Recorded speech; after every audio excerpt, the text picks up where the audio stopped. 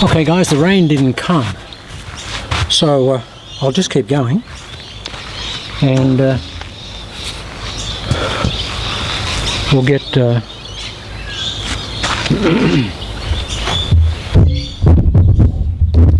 get a longer club, we'll get a 4-iron, and that'll make the swing a little bit longer, but you'll see the process is precisely exactly the same. And that's the good thing about it. I don't feel any different from the wedge through to the 4-iron or 3-iron, 2-iron, 1-iron, doesn't matter. Okay.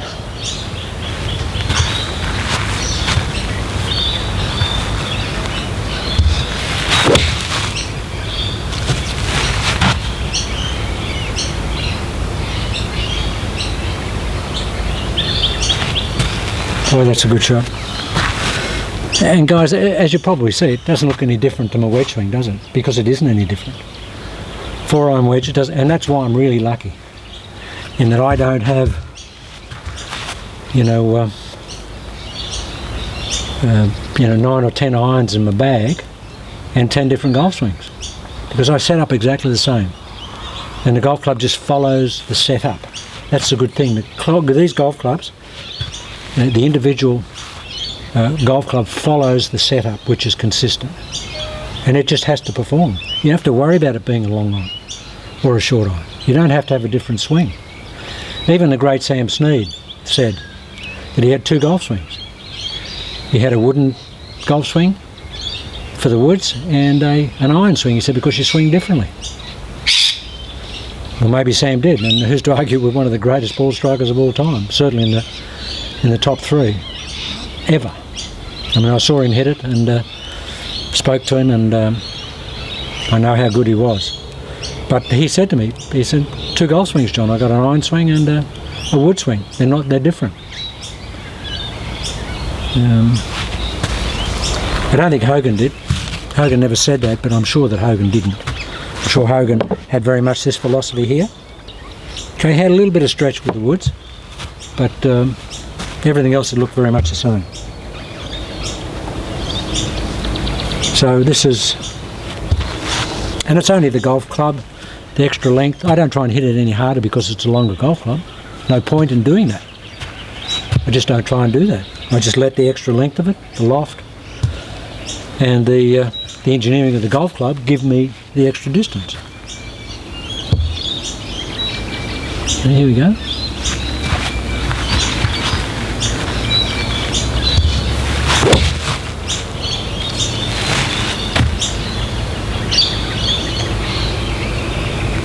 So that's really strong. I don't know if you can hear that impact. I mean, these mics tend to, and this is a wind mic, and it's what they call a soft mic. You don't get the sharpness of impact. It always sounds very muffled, but it's good because it doesn't let any of the extraneous noises and the wind ruffle come in.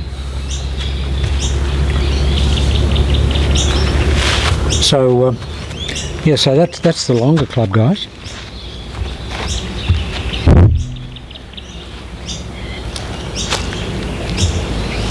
You just saw me hit the 4-iron. I'll go to the lod wedge, and you'll see that my setup is essentially exactly the same. It has to be because my arms are here. There. I don't do that and set up, I do this.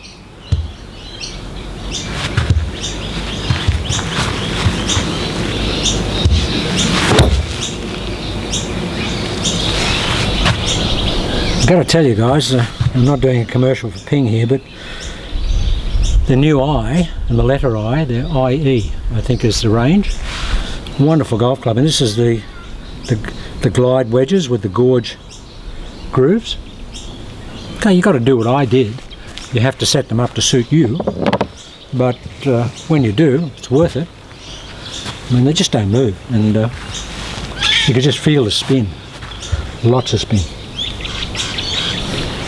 I don't feel any different from the 4-iron. Pressure point, left side, index finger, all sideways, guys. Here. It's not that type of release. Why would you ever want that type of release? Golf both ends of the golf club are going a different direction. And yet that's taught. Roll it over. Why would you want to do that? If you want to hit it around a corner or hit it off the golf course, perfect. You've got to have both ends of the golf club going in the same direction. Elementary, dear Watson. Okay? And there's no shortage of power. If you want to ramp that up, I mean, I never try and hit a sand iron or the furthest I ever want to hit a lob wedge is about probably 65, 70 metres. And the sand wedge about 85 metres. But I'll fly this 100. And you watch, the only difference will be is that the pelvis just has more compression and the hands are more passive and there's more connection.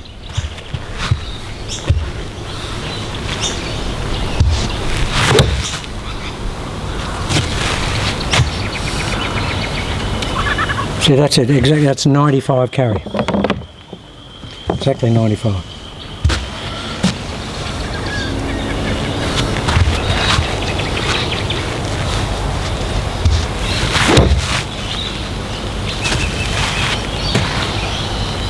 That's 105. Doesn't look any different in terms of expended effort, I would imagine, when you're looking at it. And all I'm doing, guys, is when I want to hit it a bit further, the arms are more passive, that angle is more intention to retain that angle here in that trail arm, and there's just more intention to do that. So it's actually like this. I actually feel when I hit it really good that my buttock go this way and I actually go like that. It's that type of compression.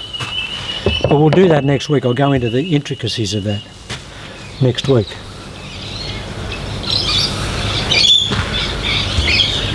It doesn't lack power, and this is the way to build power. If you get a lob wedge and try and hit it 120 metres, you've got to have some retention, you've got to have some speed, otherwise you can't get it to go that far. But I won't look out of control, you watch.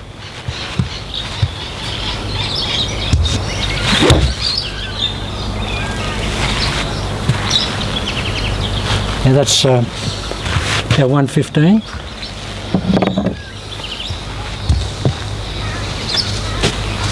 Doesn't look any different, does it? But there's more effort in there. But the effort is in keeping this passive, getting more connection here, and more right shoulder down. I'll have a lot of right shoulder down in this one. See if it's evident.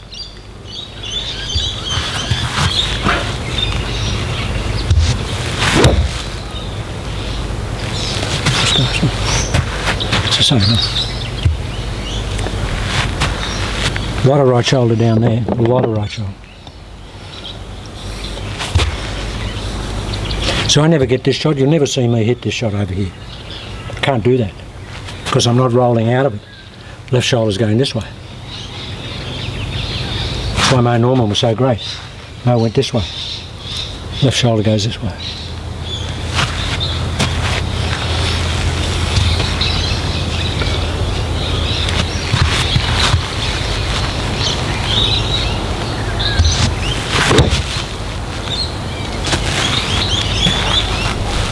Guys, I promise you, without any exaggeration, any at all, I could stay here for 4 hours and do that, and really not miss a shot as such. I mean, the quality will range from 100% to maybe 85 or something like that, but no miss shots, no 60s, no 70s, and there'll be none over here, none there. And there'll be none there. It'll be there, there, there. It'll just be this little cone here. What I call a cone of excellence. It'll just be this little narrow, Mo Norman used to call it the, was it the Brunswick or the AMF? AMF fairways. He referred to bowling alleys, the width of a bowling alley. So I only need a bowling alley width. That's my channel.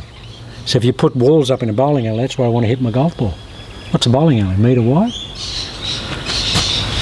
Well, I haven't got that accuracy, but I don't move much. Those flags down there at the bottom, when I have a practice session here, they're about 15 metres apart. My practice session, 85% of the balls will be between those two flags. And the ones that don't go between the two flags are only a metre or a couple of metres out. But there's none over there, and there's none over here. You can't, because you're here, guys. Think of this. Think of this. Think of this. What can go wrong with that? Left shoulder down, right shoulder down. Pivot. Hit it with your navel. Hit it with your bladder. Hit it with your pelvis. Here. Okay, guys, I just thought I'd put a little bit more on. And I don't know what this is going to look like. I don't know what the light is like here and whether it'll be any good down. But a lot of the guys that I teach, generally my core students, some guys like the down the line look.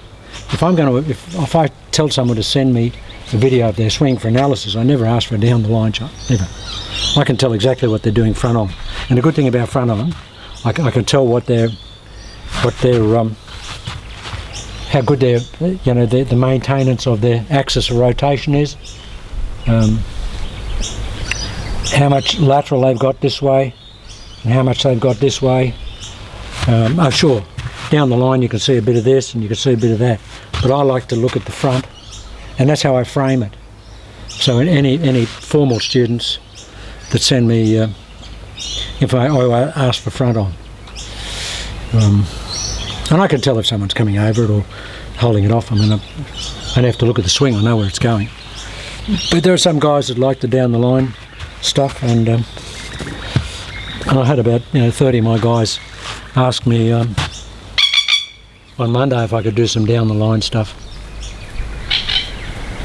Beautiful here, guys. This is countryside Australia. We've normally got a pod of kangaroos here. It's a pity they're not here today. You could see them. And for the guys that I teach in Europe and a couple of guys in Japan, they'd be amazed if they saw the kangaroos, and they just sit there and I just hit the balls over their head. They've clearly never seen me hit before. Okay guys, that's it. We'll do some more this week, and I think it's going to be a good journey, because this is where you need to go. At the end of the day, you have to go in this direction if you want to be consistent and if you want to get good ball striking. And we'll talk about setting your clubs up to accommodate the swing. Okay guys, see you later in the week.